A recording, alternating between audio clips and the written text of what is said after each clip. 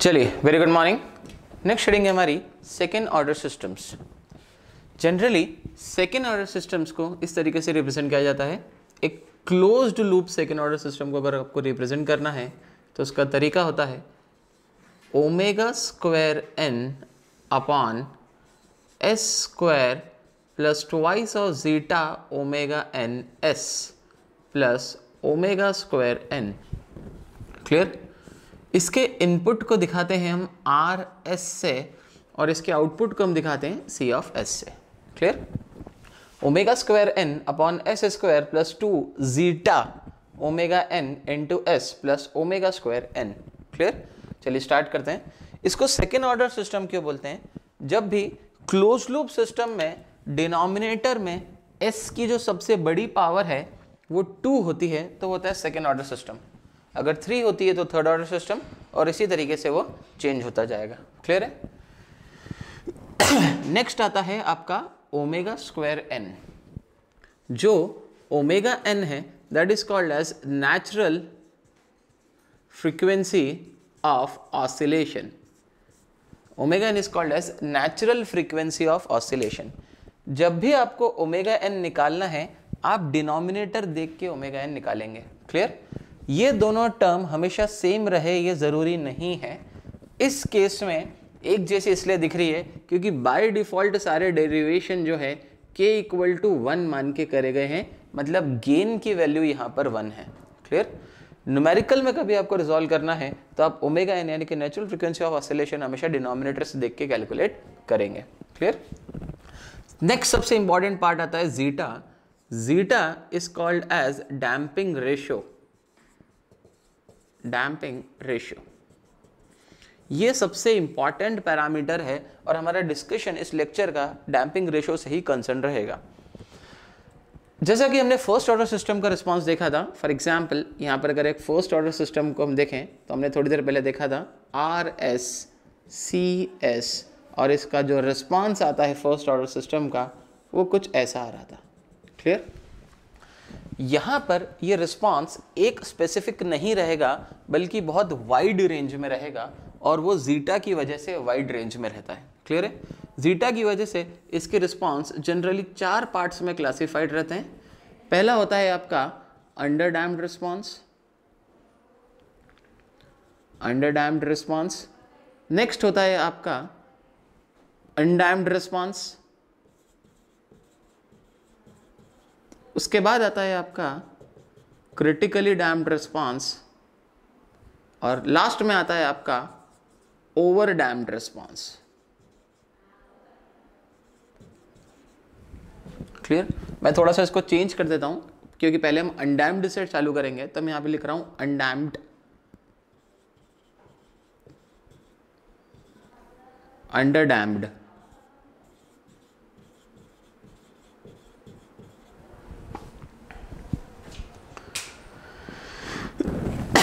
ये 4 तरीके के रिस्पांस आप इसमें एग्जीक्यूट करेंगे। जीटा की वैल्यू के ऊपर इनकी डिपेंडेंसी रहेगी। चलिए कुछ स्टार्ट करते हैं यहाँ पे। फॉर एग्जांपल मैं यहाँ से इसको वापस से रिजॉल्व करना स्टार्ट कर रहा हूँ। क्लोज लूप सिस्टम में या किसी भी ट्रांसफर फंक्शन के डिनोमिनेटर में जो प्रेजेंट रहते हैं उसको हम बोलते हैं पोल्स। तो यहाँ पर ये जो वैल्यू है these are the value of closed loop poles. Clear?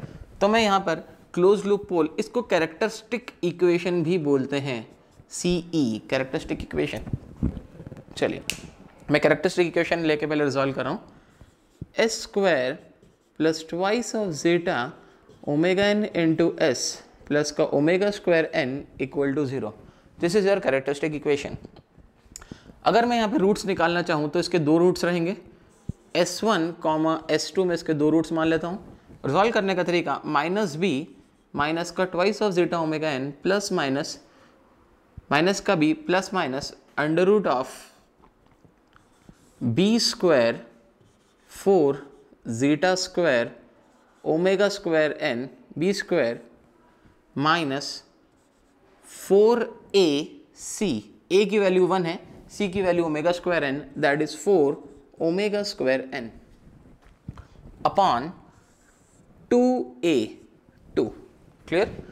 यहाँ पर 4 ओमेगा स्क्वायर एन है, यहाँ पर भी 4 ओमेगा स्क्वायर एन है। 4 ओमेगा स्क्वायर एन जब मैं रूट के बाहर लाऊंगा तो मैं लिखूंगा 2 omega N.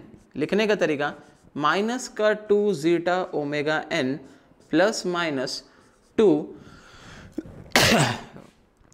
Omega N into under root में zeta square minus 1 upon 2।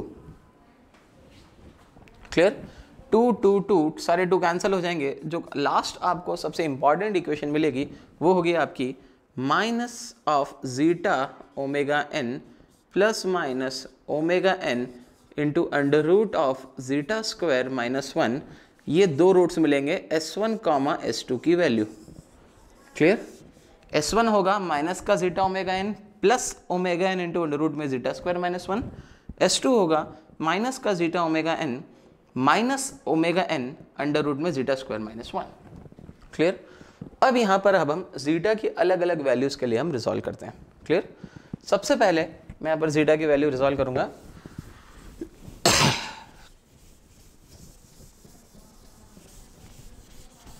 Consider the value of zeta be equal to 0। सबसे पहले जीटा की वैल्यू से स्टार्ट करते हैं। Let's consider the value of zeta equal to 0। Zeta की value जब 0 होगी तो हम यहाँ पे रूट्स देखते हैं। अगर जीटा की वैल्यू 0 होगी तो ये टर्म पूरी की पूरी 0 हो गई, प्लस माइनस ओमेगा एन और ये भी 0 हो गया, अंडर रूट में बचा माइनस 1। माइनस 1 का मतलब होता है जे स्क्वायर, तो plus minus omega N under root of J square that is plus minus J omega N. तो जब जीटा की वैल्यू 0 होती है तो 2 रूट मिलते हैं। मैं यहाँ पर एक प्लॉट बना रहा हूँ जहाँ पर सिर्फ रूट्स को, क्लोज्ड लूप सिस्टम के रूट्स को बना के बताऊँगा। क्लोज्ड लूप सिस्टम के रूट्स को मैं प्लेस करूँगा। क्लियर है? तो एक रूट आएगा प्लस जे ओमेगा एन पे। क्लियर? दूसरा रूट आएगा माइनस जे ओमेगा एन पे। That is your imaginary axis, this is your real axis. तो एक रूट आया प्लस जे ओमेगा एन पे, एक रूट आया माइनस जे ओमेगा एन पे। क्लियर? जब जीटा इक्वल टू 0 का केस होता है, this is your case for zeta equal to 0, this is called as undamped response.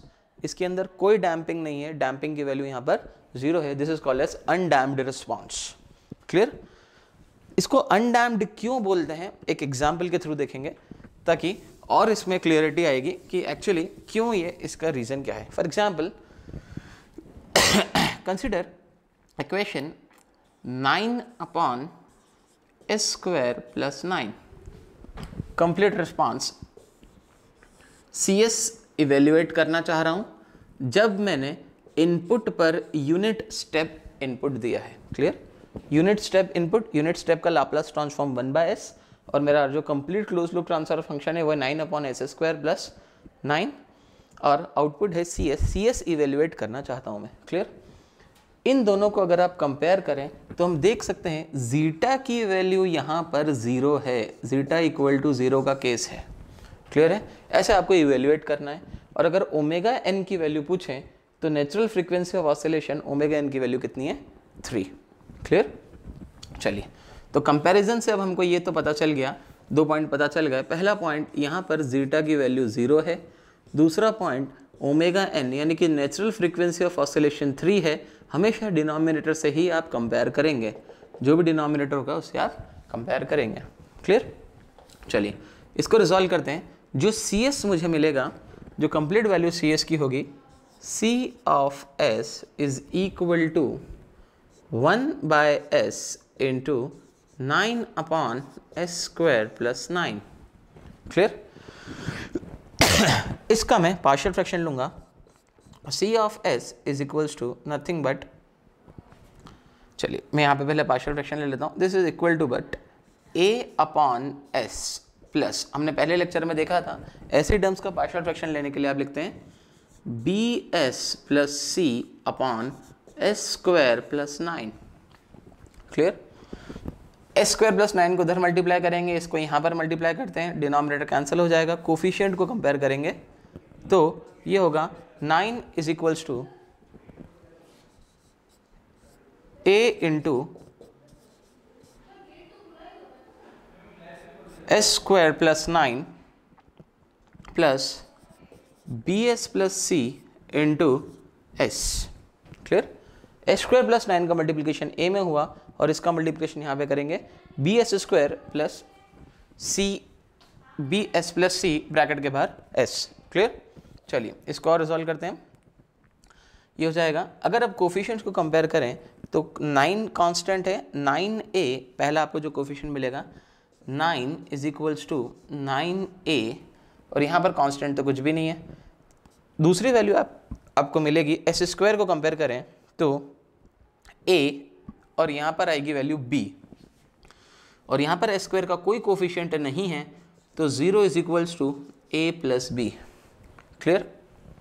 तीसरी वैल्यू आप कंपेयर करें तो यहाँ पर s का कोई कोफिशिएंट नहीं है, यहाँ पर s का कोफिशिएंट सिर्फ c है तो c की वैल्यू हो जाएगी 0, तो 0 इज इक्वल्स टू c। यहाँ से आपको मिली a की वैल्यू मिली 1, b की वैल्यू मिली -1 और c की वैल्यू मिली 0। क्लियर? चलिए और आगे बढ़ते हैं। यहाँ पर वैल्यू पुट ऑन कर रहा हूँ मैं।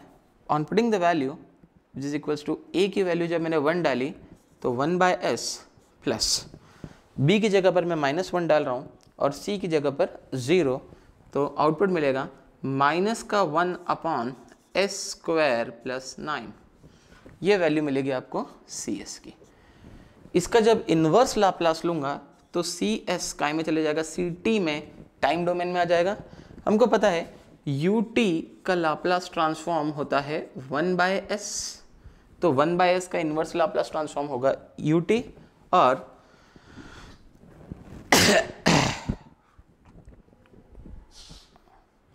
अगर आप इसको हम रिजॉल्व करें cos ओमेगा t का लाप्लास ट्रांसफॉर्म होता है s/s square plus omega square. Clear? यहाँ पर bs था और b की वैल्यू -1 है तो यहाँ पर सिर्फ -s बचेगा ना कि -1। क्लियर? cos ओमेगा टी का लाप्लास ट्रांसफॉर्म होता है s/s square plus omega square, तो यहाँ पर ओमेगा स्क्वायर इक्वल टू 9 है, मतलब ओमेगा की वैल्यू कितनी है 3। ये हो जाएगा आपका 1 - cos 3t। तो आपको जो रिस्पॉन्स मिला वो मिला 1 - cos 3t। 1 तो डीसी वैल्यू है और cos 3t अगर आपको इस फंक्शन को अगर आपको प्लॉट करना है टाइम डोमेन में तो वो इस तरीके से कुछ प्लॉट होगा। आपका फंक्शन cos वाला फंक्शन रहेगा पर वो शिफ्टेड हो जाएगा आपकी एक्सिस से 1 से अबाउट 6 शिफ्टेड हो जाएगा। क्लियर? सर आपने वेवफॉर्म साइन की बना दी है ना, क्योंकि साइन 0 0 होता है। आप देखें यहाँ पे एक्चुअली मैं ये बोलना चाह रहा हूँ t की वैल्यू जब 0 डालूंगा तो cos 0 हो जाएगा 1, 1 - 1 हो जाएगा 0। इस वजह से मैंने यहाँ पर 0 से इनिशिएटिव लिया है। फंक्शन की वैल्यू को कहाँ से स्टार्ट करा है 0 से। क्लियर है? तो कुछ भी नहीं, ये cos फंक्शन है, cos फंक्शन प्लॉट हो जाएगा। 1 तो सिर्फ इसकी डीसी वैल्यू है, 1 ऊपर से या 1 नीचे से, सिंपल। क्लियर? अब आप देख सकते हैं यहाँ पर जो आउटपुट बना है वो एक परफेक्ट साइनसॉइडल वेव है। इस वजह से इस रिस्पॉन्स को हम बोलते हैं अनडैम्प्ड रिस्पॉन्स। इसके अंदर कोई डैम्पिंग नहीं है। डैम्पिंग होती तो धीरे धीरे एम्पलीट्यूड कम होता हुआ जाता, यहाँ पर इसका एम्पलीट्यूड लगातार कांस्टेंट बना हुआ है, hence it is called as undamped response. Clear? तब क्योंकि मुझे ओमेगा की वैल्यू पता पड़ चुकी है तो मैं यहाँ पर ओमेगा की वैल्यू डाल सकता हूँ, that is 3j and it is also -3j। Zeta equal to 0 पर आपको यहाँ पर और यहाँ पर रूट्स मिलेंगे, this is called as undamped response, और उसका एक पूरा एग्जाम्पल हमने डिराइव करा। क्लियर है? चलिए आगे बढ़ते हैं। नेक्स्ट मैं जीटा की वैल्यू अगर मैं 0 से लेकर 1 के बीच में लूँ तो मुझे और क्या क्या चेंजेस मिलेंगे देखते हैं। हमारी जो कैरेक्टरिस्टिक इक्वेशन हमने बनाई थी वो कैरेक्टरिस्टिक इक्वेशन थी हमारी माइनस का जीटा, जो रिजॉल्व करने के बाद रूट्स आए थे, माइनस का zeta omega N plus minus omega N into under root में 1 - जीटा स्क्वायर। ये थे आपके रूट्स S1, S2। ये रूट्स थे आपके S1, S2 equals to minus zeta omega N plus minus omega N under root में 1 - zeta square. मैं second case लेना चाह रहा हूँ। सेकेंड केस में लेना चाह रहा हूँ कि अब जो है जीटा की वैल्यू 0 से बड़ी है, केस 2 जो जीटा की वैल्यू है वो 0 से बड़ी है और 1 से छोटी है। अगर जीटा की वैल्यू 0 से बड़ी है और 1 से छोटी है तो अगर अब हम रूट्स को देखें तो यहाँ पर तो कोई चेंज नहीं आएगा, माइनस का zeta omega N plus minus zeta की वैल्यू 0 से बड़ी है और 1 से छोटी है, तो 0 से लेके 1 के बीच की वैल्यू है, अगर उसका स्क्वायर करेंगे तो वो तो और छोटी वैल्यू आएगी। क्लियर है? 0 से लेके 1 वैल्यू का अगर आप स्क्वायर करते हैं बीच का 0.2 का स्क्वायर तो उससे और छोटी वैल्यू आएगी, 0.3 का तो और छोटी वैल्यू आएगी।